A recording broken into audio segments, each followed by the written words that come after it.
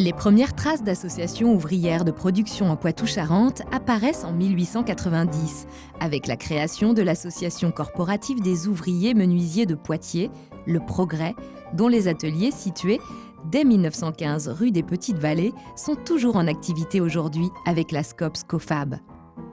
Quelques années plus tard, une dizaine d'AOP se constituent, notamment dans la Vienne, la Fraternelle, aujourd'hui Uniscope en 1897, l'Union, imprimerie créée en 1902, la Viennoise, manufacture de balais en 1913. Elles sont le fruit de l'influence de penseurs du XIXe siècle tels que Henri de Saint-Simon, Charles Fourier et Philippe Duchesne, mais également d'un essor important des idées coopératives et mutualistes en Poitou-Charentes, qui se concrétisent par l'émergence des premières coopératives agricoles, le développement des coopératives de consommation, l'expansion des sociétés de secours mutuels, dont la Société philanthropique de Niort, et l'apparition de coopératives scolaires. Après la Seconde Guerre mondiale, s'ouvre une période de reconstruction. Le mouvement, structuré depuis 1884 et appuyé par la reconnaissance légale des sociétés coopératives ouvrières de production en 1915, prend de l'ampleur avec la création de nombreux SCOP, notamment dans le bâtiment. En Poitou-Charentes, les tailleurs de pierre de la Fraternelle réunissent près de 400 salariés. L'avenir des ouvriers charpentiers menuisiers se crée en 1951. 25 ans plus tard, elle dénombre jusqu'à 220 salariés.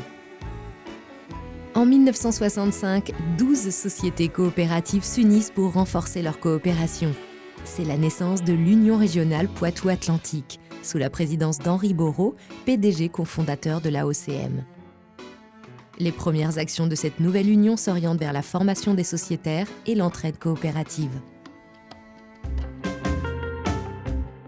Les années 1970 marquent une structuration nationale du mouvement, avec le développement d'outils d'appui juridique et financier.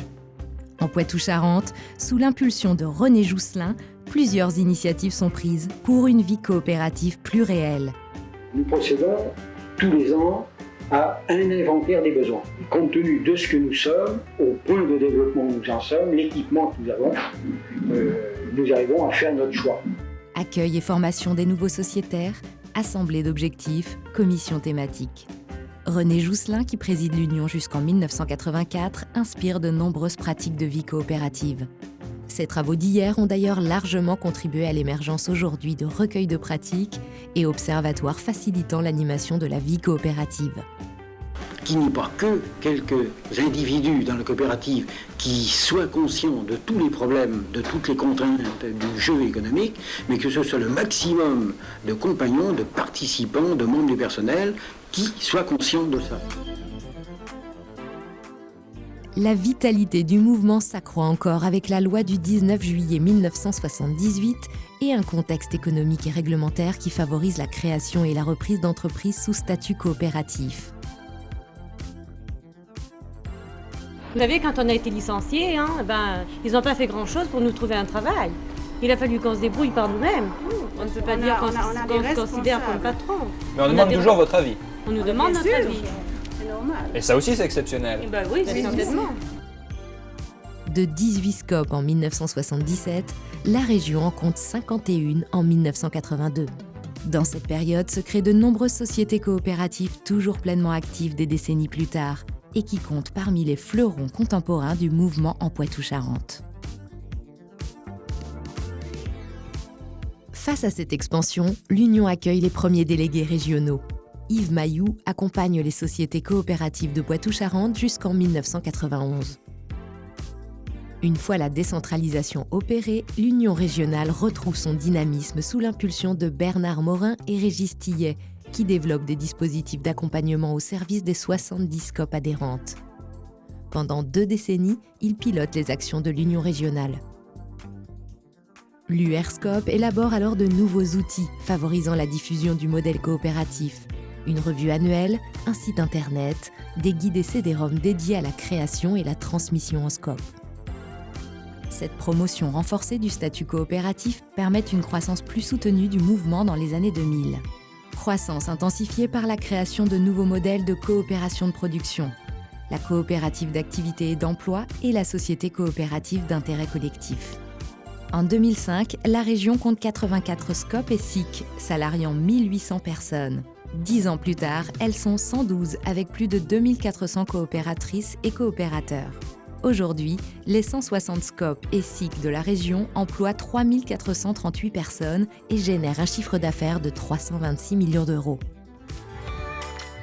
Le nouveau président, Fernando Almeida, initie des actions en faveur de la jeunesse, campus coopérative, école internationale d'été des jeunes créateurs de coopératives. Quand on le fait en vrai, ça change tout quand même. J'ai l'impression d'avoir appris 2 fois plus qu'en un an. Dans cette dernière décennie, l'Union régionale renforce également ses actions dédiées à la transmission d'entreprises saines aux salariés. Et si le meilleur des repreneurs était déjà dans votre entreprise?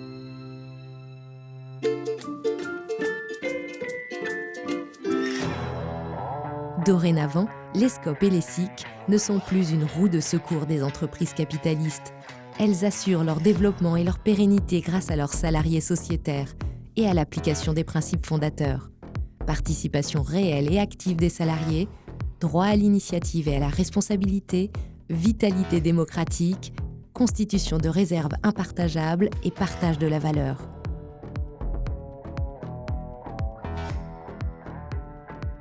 Cet essor récent du mouvement coopératif en région est le fruit d'une histoire longue, de dévouement et de pugnacité d'hommes et de femmes, d'une solidarité de tous les instants, d'un projet collectif et altruiste transmis de génération en génération pour que l'utopie d'hier soit la réalité d'aujourd'hui.